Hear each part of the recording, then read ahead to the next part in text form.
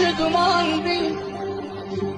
Gözlerimde hasretin şifandı. Hudayım senin uşağına vereceğim yollara. Şam'ın yanında tanrım hayal.